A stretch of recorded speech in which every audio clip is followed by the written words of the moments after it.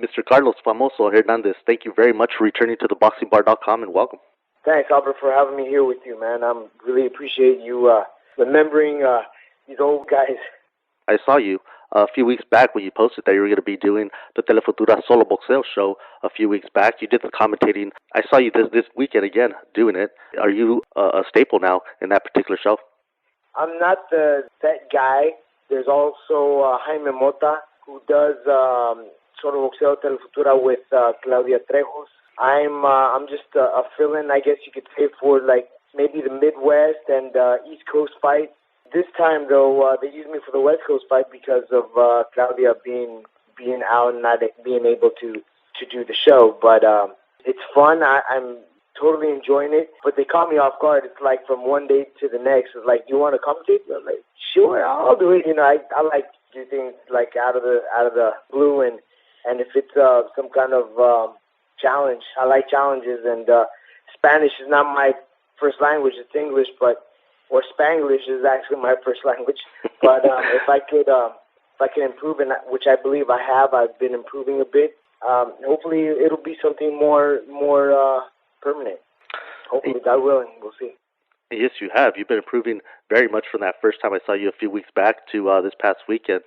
And how does it feel to be calling fights, knowing that you just retired a few years ago, and now you're calling the shots from the outside?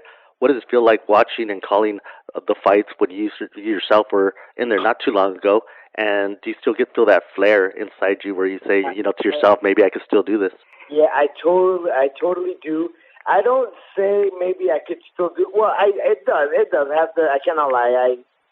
It does cross my mind. It's like, well, can I still do this? But being 25 pounds over the weight definitely doesn't let me. So I'd rather stay that way and look from outside and just think how I used to be there and how I used to fight and bleed and sweat and suffer just like all these other guys, and now to be calling it is a great experience, and I thank God that I have this opportunity to do this, and hopefully I could inspire some young guys and they could listen to what I'm saying.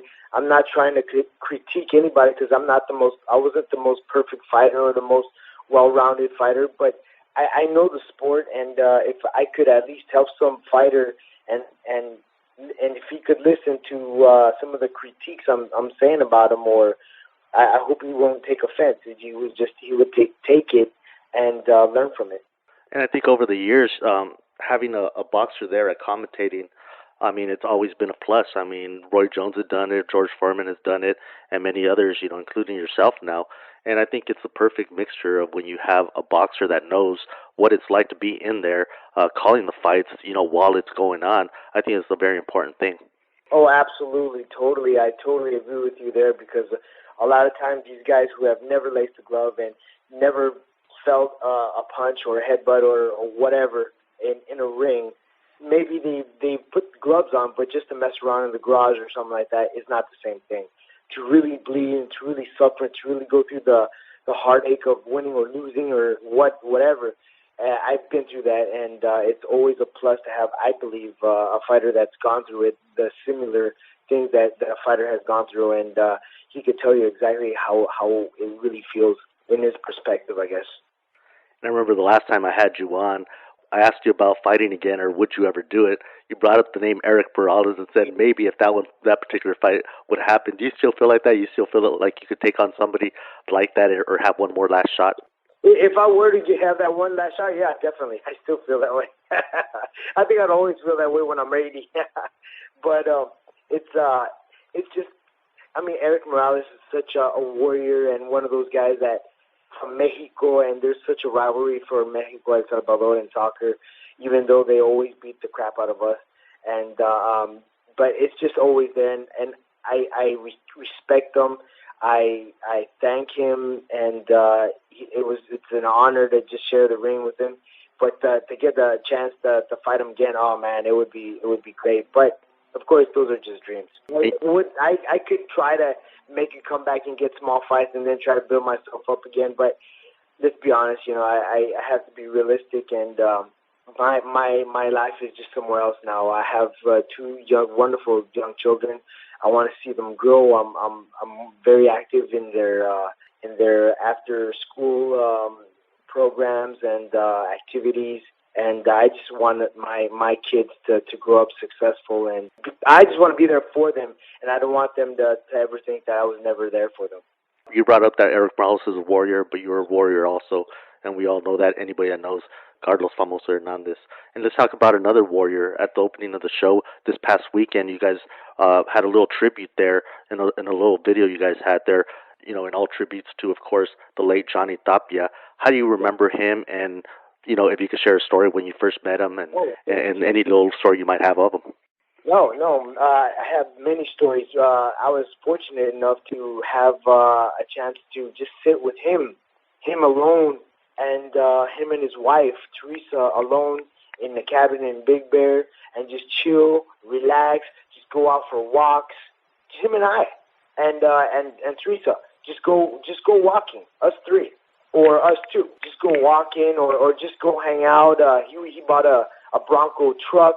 And we just go out when we were in Big Bear and just go messing around, not messing around doing anything bad, but just like going from like a restaurant to another restaurant, things like that. But at that time when I met him, I already knew his background and I already knew him, and I was always like in awe. This is Johnny Tapia, crazy Tapia, but he was really cool, down to earth, very personable, very neighborhood-like. And so that's where we were. We're all neighborhood too, So, but he's from Albuquerque, and he brings that kind of swag from Albuquerque, and he was really proud of being from there and of who he was. And it was, I think, a constant battle that he was going through with drugs. I never seen him do anything. Never. He was always very religious, very deep into God. Every time he'd step into the ring when he'd train, because we were up there for training camp, he would just kneel and pray, and just a very emotional type guy that was really into whatever he was doing. He would give his fullest, and I really respected him. And they would just talk to me about what he was going through, and then time went by. I would see him in L.A. every now and then I saw him at California Boxing Hall of Fame. We hung out till the wee hours. Him, his wife, my wife, and his sister-in-law, and we were just drinking wine, water, nothing like beer or anything. But we were also with Mando Moniz, Emil Griffith. We were with the big guns there. And we were just chilling, relaxing till very late, and just Teresa just telling us the story how Johnny keeps falling down, but he keeps getting back up, and it's just a constant struggle. And unfortunately, when I say we, it's my wife and I. We knew this day was going to happen. It was just a matter of time, and it was just very, very hard to see that he would fall down but come back up, fall down, come back up. It's just a matter of time that when you fall down, you're not going to get up anymore. And it happened to be just last week. I've asked so many people what they thought of the news when they first heard that he had passed on Sunday last week, and everybody said they're even amazed that he lived to be that long. Do you agree with that? Yes. That he even lived that long. It's amazing because he died twice and came back to life, and he'd always share that story, and just the stories that they would share, and then to read later in life. And there was a time where they moved to San Antonio, but they had to leave here again because that's when we moved here, and we were trying to see if we could hook up with Johnny and Teresa, but we heard some stories that he fell over here in San Antonio looking for something. And so they had to take him back to Albuquerque. I guess it was just too boring for him here. I don't know, but it was just a matter of time, like I told you before, and like you told me, it was amazing how he lived this long, because you would hear stories on just web pages that he fell again. He was in drugs again, so he was in or he was arrested again or something. So we're like, oh my gosh, again and again. My gosh, and so it was sad, and I believe now that Johnny's gone, Teresa's free now, man. Sad to say. And the opening fight this past weekend was Hugo the Boss Centeno. What did you think of his performance? He's here from my city of Oxnard, California. What did you think of his performance there on that particular night on Saturday? Well, it's considering the opponent he faced. I mean, he looked great, but I think he's going to be an exceptional fighter. He has all the tools. He's quick. He's a handsome kid. He's a boxer, but he's also like a puncher. He has.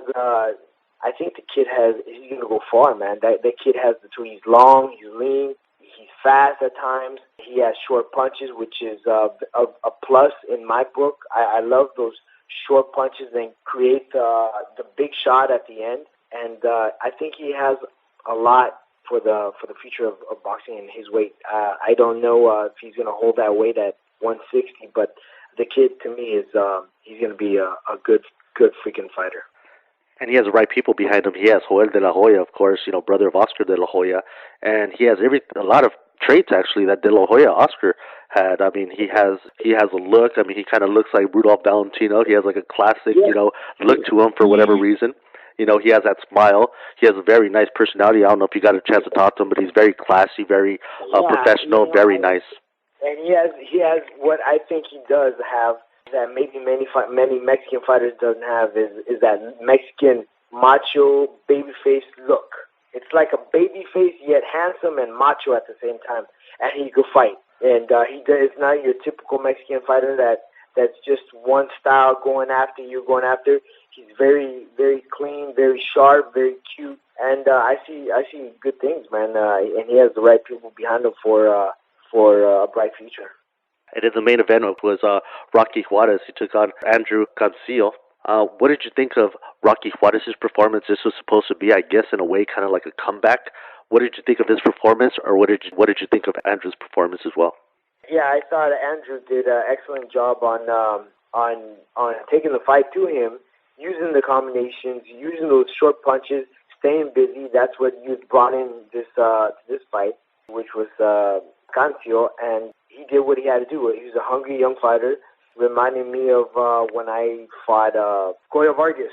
And when I fought Goyo Vargas, I mean, he was ex-champion and just trying to get back on the win column.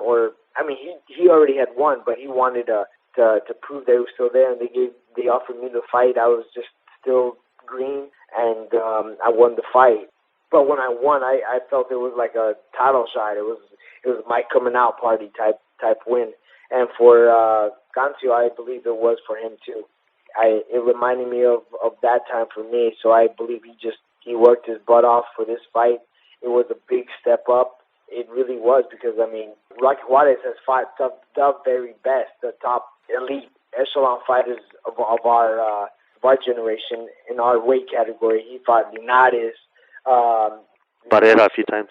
Barrera, Marquez. I mean, this guy's fought them all, man, and Barrios, and I mean, he's never been knocked out, but he's been getting dropped in the past couple of fights now. So it's Rocky. He's a great fighter, brings nothing but heart to the fight, but that can only take him so far. I think it's time for him to just say goodbye and hang him up and look for something else now, because you don't want to get hurt in this business. You want to keep all your faculties. You want to keep your brain intact and be okay to do other things.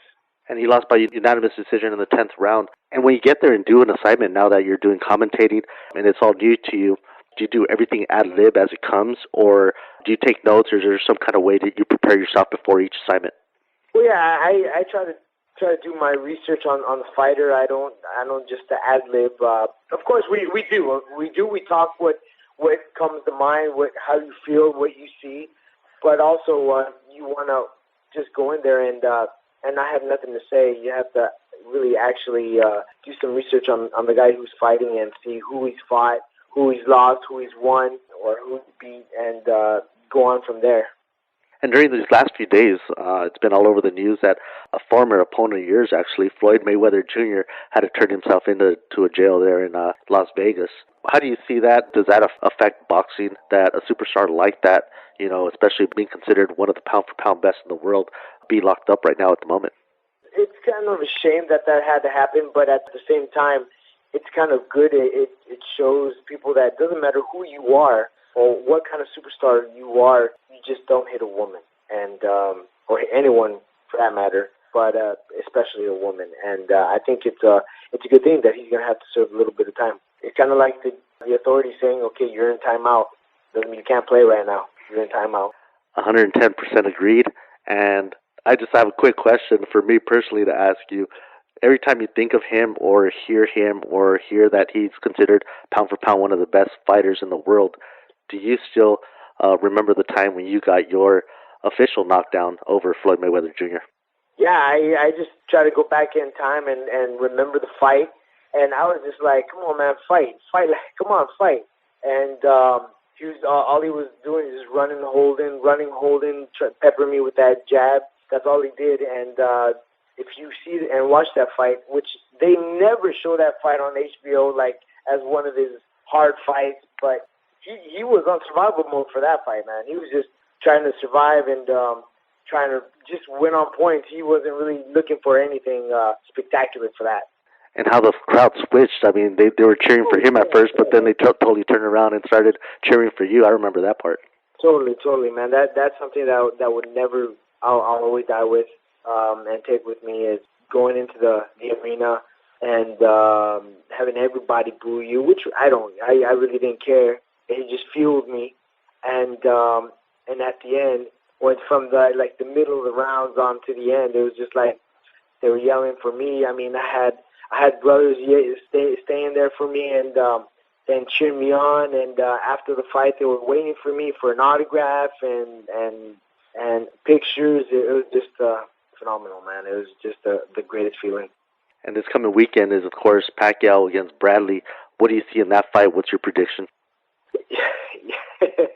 It's funny that you say that you asked me that. I think Pacquiao should win, but Timothy Bradley believes that he is not going to lose. He will not be denied. And I know those guys, the Diaz brothers, the Diaz guys, and those guys are badass, man. Their training methods are really good. It's freaking hot over there in Palm Springs. I'm sure they're trained very well. I like Pacquiao, but I can't count Timothy Bradley out. I totally gave the other fights to Pacquiao, his other opponents. I thought, oh yeah, Pacquiao, definitely. But Timothy Bradley, I don't think he could crack and hurt Pacquiao. I mean, his record shows. I mean, 12 knockouts, I believe he has. And I don't think he could hurt him. But if he brings his A game, his speed, and his veracity, I think he could. He does have a possibility of an upset. I agree with you. I think Tim Bradley, I think he's going to surprise everybody as far as his performance. Even if he doesn't win, I think he's going to do better than what most people think. And yeah, exactly. I wouldn't be surprised if he does pull off the upset. I mean, I just think that he does have something there that a lot of people don't see. So I do agree with you there. But should Pacquiao get this win like he's supposed to, to all the people that favor him in Vegas, do you think Pacquiao and Mayweather will happen? And should it happen, who do you think would win that one? I was really, at first, I was going for thinking Pacquiao. I was thinking Pacquiao is just so, I mean, what he did to Shane Mosley, but although he was already just, I don't want to say washed up, but just past his prime. over the hill. Yeah. And I think Pacquiao got his opponents right at the right time. Pacquiao has something though special. He could really punch, and he's fast, and he's a southpaw, and he brings that speed and power that not many fighters bring. He could take a shot, but I thought for a long time he would beat Mayweather. But going back and watching and thinking how Mayweather is, and watching and studying and analyzing his fights, and how Marquez should have beat Pacquiao, I think, in that fight. Yeah, exactly. Well, now that's one of the things is I'm with Mayweather now. I changed sides. I think Mayweather Mayweather will beat him by decision. And you yourself, what are you doing at the moment? Are you still training? I thought I remember you saying that you were doing some training. Yeah, well, I mean, I have a gym here. We just actually opened up another gym about a week and a half ago. We had a grand opening. It's a boxing jiu-jitsu gym. But we have more like MMA. That's more of an MMA because I mean it's a really good business, the MMA stuff right now. So I want to get in where the Benjamins are. Well, Mr. Carlos Famoso Hernandez, thank you very much for returning onto the BoxingBar.com, and I hope to have you on again soon, my friend.